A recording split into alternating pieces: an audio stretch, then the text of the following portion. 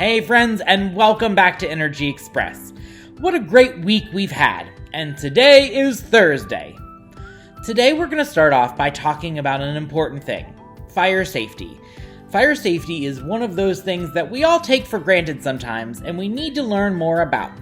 Our friend Joey is going to tell us all about how we can be safe by a fire. My name is Joey Baxa. I'm an adjunct instructor with West Virginia University Fire Service Extension. And we're here today to talk about kids' fire safety. But before we really get into the fire safety aspect of what I want to speak about today, I first want to talk about preventing children from getting burnt. So as kids, you're going to want to see what mom and dad are doing, sometimes in the kitchen or in the garage, but some of those items are hot. And we need to make sure that we're staying away from those and we're not putting our hands on them. So if you're in the kitchen and mom or dad's cooking, don't reach up and grab the pot. Do not open up the oven door or touch any of that stuff. We want to try to stay 3 feet away from it. Anything that's hot, that your parents are using a pair of gloves or making sure that they're not touching, you don't need to be anywhere near it. Now as we move into the more fire safety aspect of what I want to speak about, I want to start with the very first thing that everybody should be doing in their homes, and this is your homework for you. Your homework today is I want you to go home and ask your parents if you have working smoke detectors. Have them show them to you. Let them hit the test button so you know what it sounds like. And whenever you hear that beep beep, then you'll have to learn what to do. So the first thing is, do you have smoke detectors in your home? Where are they? And do they work? If they don't work, make sure your parents replace them. Second thing, once the smoke detector goes off, we have to know how to get out of the house. And that's called an exit drill. And just like you'd have a play or a plan for what you're going to do in a sports game, be it basketball or football, or even on a video game, we have to know what we're going to do whenever that smoke detector goes off. So to do that, we're going to sit down with our parents and we're going to draw it out on a map maybe. And then we're going to practice it. We'll hit the smoke detector. Whenever it goes beep beep, we're going to find our way out of our house. And we need to know 2 ways, just in case we can't get out the first way or the way that we would normally go in and out of our house. Whenever we do that, if we're coming to a closed door, we want to check it with the back of our hand or crack it open and see if we can get out of it. If it's smoky, we want to stay low. But if it's really smoky outside our bedroom door or if it's really hot, we just want to shut that door and stay behind it and let it protect us. So the closed door is a third big point I want to talk about. Sleeping with your bedroom door closed increases your chance of getting out of a house fire uninjured without any problems at all. So if we sleep with our bedroom door closed, that'll keep all the smoke, all the heat, and those nasty things that are in a fire, it'll keep them away from you, and you won't have to worry about them, and the firefighters can come get you. They'll get you, they'll rescue you, they're very well trained to do so. So keep your door closed at night and give them a chance to do just that. All right, and once we're out of the house, we need to make sure that the firefighters are on their way. And this piece of information can be used anytime we have an emergency, be it our mom and dad are hurt or they won't wake up, or somebody might be trying to break into our house. But in this case, we're talking about if we have a fire. And if we have a fire, we need to dial 911. And that person that answers the phone can start pushing buttons and dispatching firefighters to help put out your fire. And those are the professionals that we want to go into the home and save those things that we might think are valuable, but they're not worth putting any risk on ourselves to get out of there. And then number 5, the last thing that I'm going to talk about is firefighters can look scary in their turnout gear. Their clothing that they'll put on that protects them from the heat and from the smoke. They'll have a special tank on their back. They might sound a little funny when they breathe. So when they come to our house, we shouldn't hide from them, even if we're outside or inside. If you're in your bedroom safe from the fire and they come to save you or to help you, then you need to let them know you're there. Don't run from them, don't hide from them, don't go under your bed, don't go in your closet. They're your friend. And no matter how scary they might look, All that stuff, all that special equipment is just to protect them so that they can help you. And now it's pop quiz time. We're going to ask Eli here. How old are you, Eli? 8. 8 years old. Eli's been paying attention, or he's supposed to have been paying attention to what we've been discussing today, and there's 5 things that we need to remember whenever we're talking about fire safety. So Eli, the first question, what number do you call if you have a fire? 911. You call 911. All right, what do you need to be prepared to tell them? Do you know that? Do you need to tell them where you live? You need to be able to know your address and what kind of emergency you're having, right? So they can get the right people. All right. All right, question number 2. If we have a fire, do you go back in after your pets? No, Why not? because then it will risk our lives burning ourselves. Right, we don't want to do that, right? So we want to stay safe and let the firefighters do their job, right? All right, now to be safe at night in case there's a fire, how do we sleep with our bedroom door? Closed. Closed, right, to keep all those heat and gases, it's toxic gases out, right? And all those nasty things. Yeah, all those nasty things, huh? All right. All right, do we touch hot pots that are on the stove? No, No, who do we leave that to? Mom and Dad. Mom and Dad or our parents, right? All right, and that very last thing, should we be afraid of firefighters? No. No, you live with a firefighter, don't you? Yeah. All right. All right, thanks kids.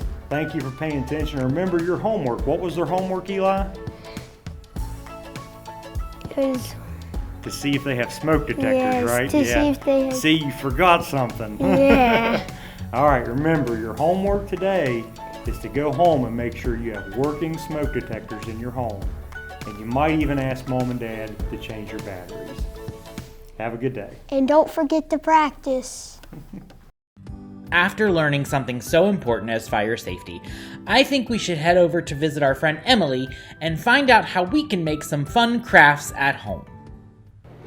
Hi, my name is Emily Howe, and I'm a former mentor and site supervisor for Energy Express.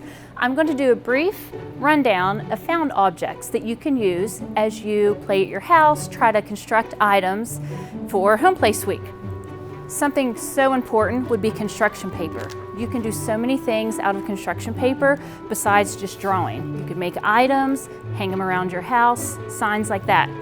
Another item would be yarn, something simple and basic. You can hang items from the ceiling, display work.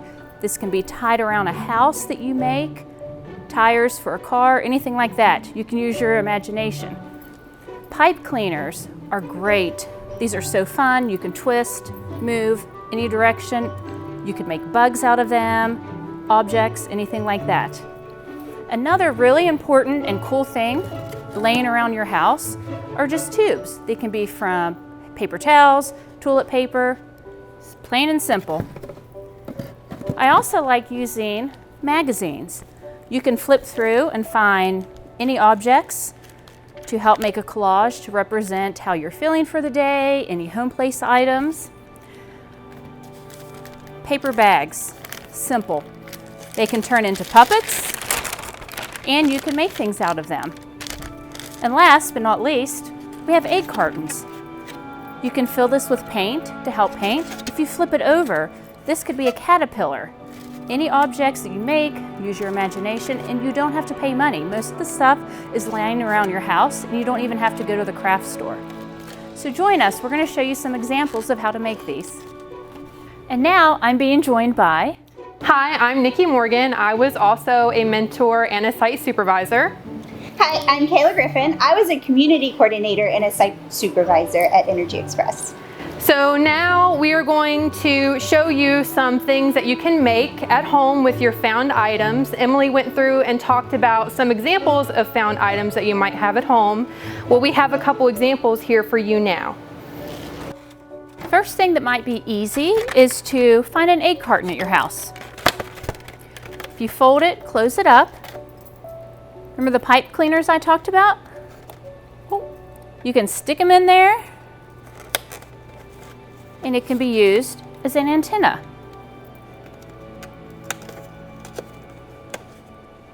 And the cool thing about pipe cleaners is that you can adjust them any way you want. You can have cool looking antennas. You can fold them different directions. And of course, any markers you have laying around, you can decorate eyes and a mouth, and you have a little insect. Also, we have some paper bags. I have a couple paper bags here, and I have decorated one of them. So you can take these paper bags and you can pop them up and you can make them into whatever you want to make them into. You can make them into houses and have them look like your house or maybe a dream house. You could make more than one and you could make a community out of them. You could have your businesses and your houses and your stores. You can either just draw on them with markers like we did, or you could cut shapes out of construction paper to make your windows and your doors or little flower boxes. Also over here, we made a couple trees.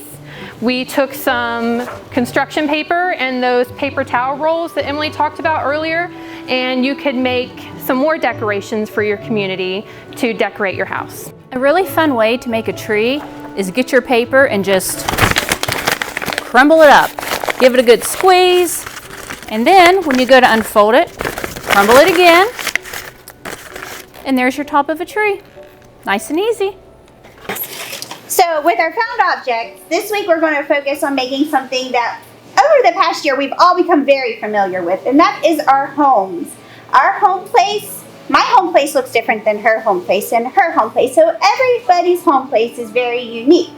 We are going to show you how to use found objects to make your home place and the stuff that goes in it. For example, we have a bed. I used I think berries came in this with some popsicle sticks, piece of foam that I found, and a piece of scrap fabric. And ta-da, you have a bed.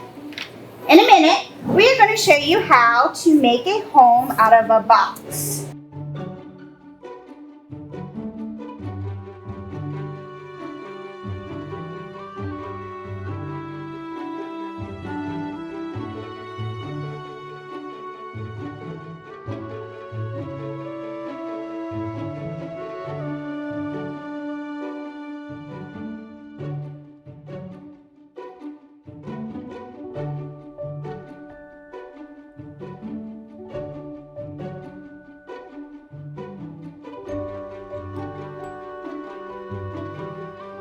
Welcome back. We would like to explain our house to you and some of the things that we made. First of all, you can see our beautiful white house. We just put construction paper on the outside of a plain old box. You can use construction paper, you could use paint, you could even use something like newspaper. That would be really cool. For the front here, we made a door out of another fruit tray and a little doorbell out of a jingle bell that we found. Right here are some bushes that we used. Some of the yarn that we found, we wrapped it around our hand and tied it and then cut the ends to make some bushes for the front door, some landscaping. Some of the other things that we have are our roof. If you can see, we just used white crown. You can use chalk. Chalk shows up really well on black paper and made some shingles on our roof, and we propped it up. I don't know if you can see under there, we propped it up with a cereal box. From this side, you can see a couple other things that we did. You can see our cereal box a little bit better. We drew some windows on there. We drew some people in there. We had tons of magazines, so we used the magazines. We found some pictures of some plants. We had the car on the other side. Here's another one of our trees. We put it in like a planter to hold it up. And we used a ruler to even put a flag in the roof of our house to represent our home place from Energy Express.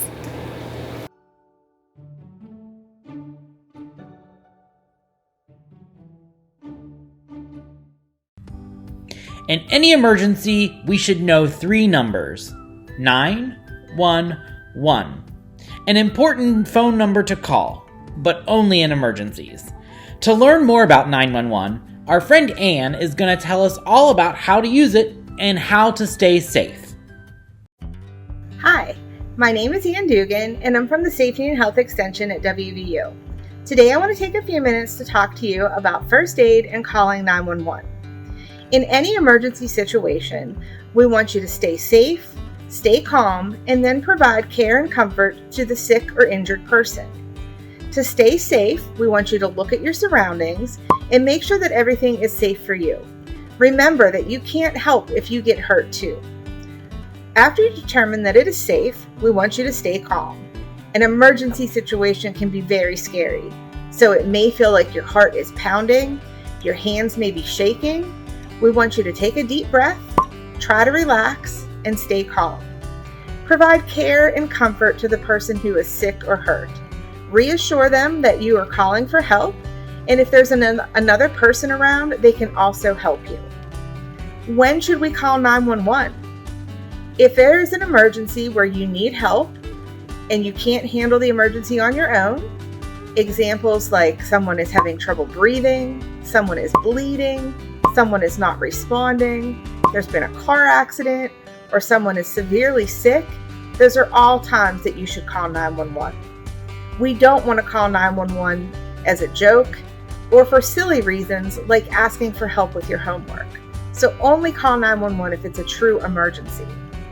When you're on the phone with 911, the dispatcher is going to ask you a lot of questions. They're going to ask your name, your address, what's happened, and what you've done so far. Make sure that you stay on the phone until the 911 dispatcher tells you it's okay to hang up. Be prepared to give them your address. And since many accidents and emergencies happen at home, we really need you to make sure that you know your home address. So work with an adult at your house and practice learning your address. You need to know your house number, the street, and the town that you live in. If the emergency happens somewhere else, give them as much information as you can. The address if you know it, the closest location, anything that will help get the help to you quickly. First aid supplies are also important. So we're going to take a look at a first aid kit, and we're also going to look at some examples of first aid emergencies. First aid kits can come in all shapes and sizes, and they may have a lot of contents or very few. Here is an example of a basic first aid kit, and these are really supplies that we should have in all of our first aid kits.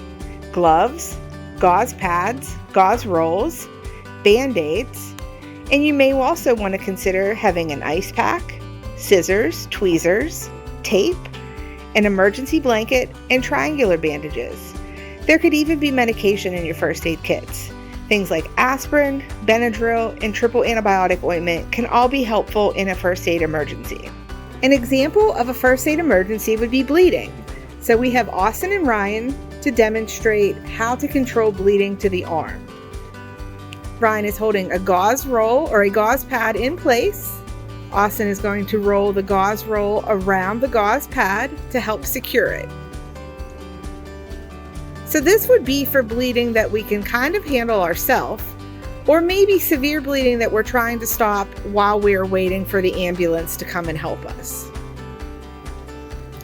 As you can see, they're holding that rather snug, and they're wrapping the gauze roll around the gauze pad. And we also have his arm elevated, which will help slow down and stop the bleeding. Austin is wearing gloves to help protect himself from other people's blood. Once the gauze is rolled in place, we can still hold pressure with our gloved hand and then elevate his arm to slow down and stop the bleeding. Someone that is interested in taking a first aid or CPR class, they can visit our website at www.trainingcentertechnologies.com/WVU, or they can call our office at 304-293-7527. Remember, in any emergency, stay safe, stay calm, and provide care and comfort. Do you know what time it is? I know what time it is. It's pizza time. We're gonna head over and visit our friend Dana and learn how to make a delicious pizza. I'm Dana Wright. I'm the WVU Extension Agent in Logan County. And thank you for joining us this afternoon. So today what we're gonna do is we're gonna really just take a traditional recipe of one of our most favorite foods, which is pizza, and we're going to make some adjustments to it and make it a little bit more healthy. So joining us today is my niece, Callie. And so let's go ahead and get started. Okay, so we have made the decision today that we are actually going to use pita bread for our pizza crust. And not only are we using pita bread, but we're using whole wheat pita bread. So we're going to get some extra fiber and grains in our diet by choosing that. Now, some other options that you may want to select that are also healthy options are naan bread, or you may want to use some tortilla wraps, such as this Extreme Wellness Spinach and Herb wrap. And this is really a really good way to get an extra serving of veggies into your pizza making. And then we also have here our cauliflower crust, which is actually one of my favorites. But today we're going to try something a little bit different. And last but not least, the other way that you can really work with your family and just reduce the amount of calories that they are getting in a traditional pizza is by actually making your own. So we actually tried to find something that was easiest for people. So we went to the store and found one that we felt was really healthy and good, a good choice, which is our Pillsbury pizza crust. And this is the thin and crispy mix. And all you have to do is add your own oil and water at home and you're good to go, okay? There are also gluten-free options available for those of us who are watching our gluten intake. Okay, so another thing that Callie and I did today, we know that sometimes it's difficult, especially if you have picky eaters at home. It's a little bit difficult for them to actually select. You know, you can't openly put the veggies on the pizza all the time.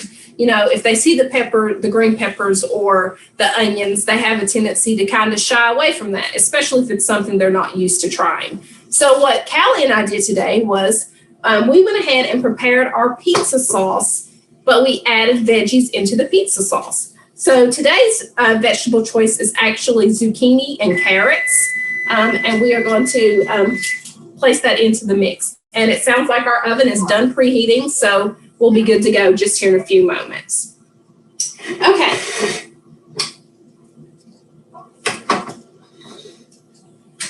Go ahead, Callie.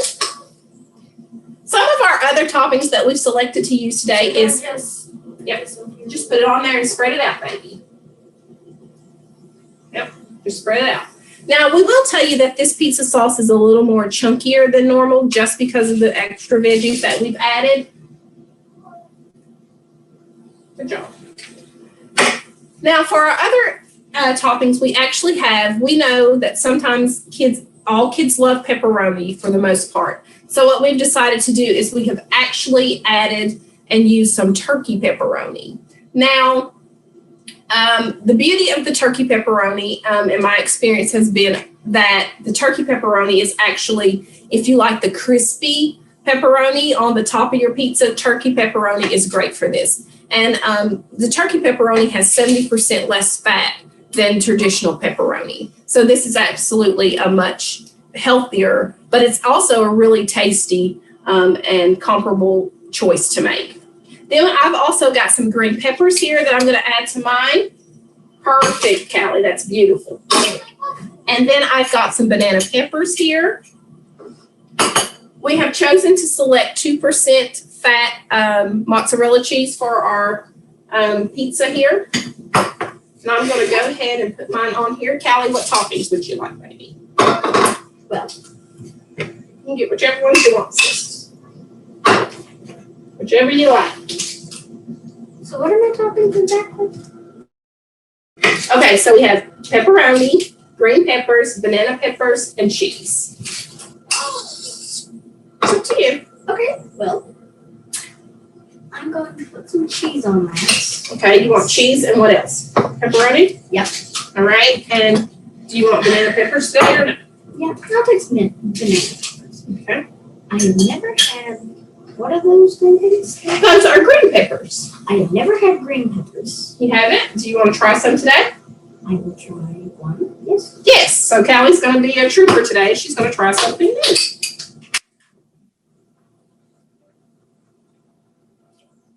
Okay. It's not a whole lot there. I did not think. Okay, there you go.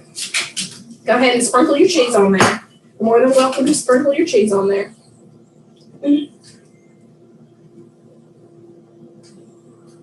Okay. You want more cheese than that? Put all the cheese on there that you want, baby. Okay.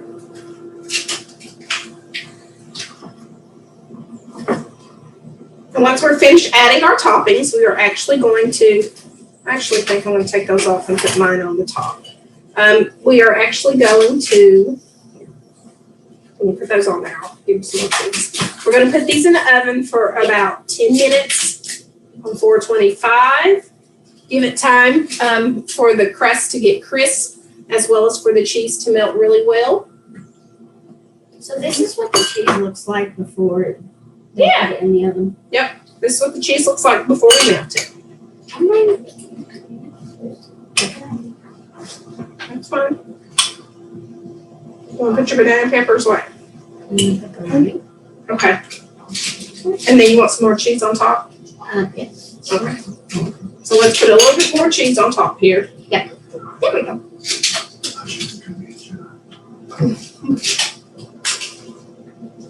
Thank you. That's more than cheese. Okay. All right. And then what we're going to do is we have a pizza pan and we're going to put these in the oven for about 10 to 12 minutes and we'll be right back. Okay, so we're back and these are our beautiful pizzas. We've actually put them in the oven on 425 for 10 minutes. And then we allowed a little bit of cooling down time for them. Just remember that's important so that we don't, little mouths don't get burned. All right, so now we're going to try our pizzas.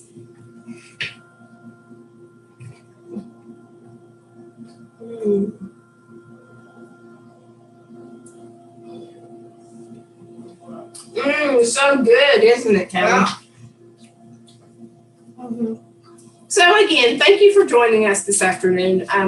We hope that we've given you some ideas of some ways to create healthier pizzas at home with your family and your loved ones. And so from Callie and I, we want to say have a great day and we'll see you soon. Wave, cowgirl. Bye. Hey friends, thanks for joining us today on Energy Express. We hope you have a great Thursday. Have a great one.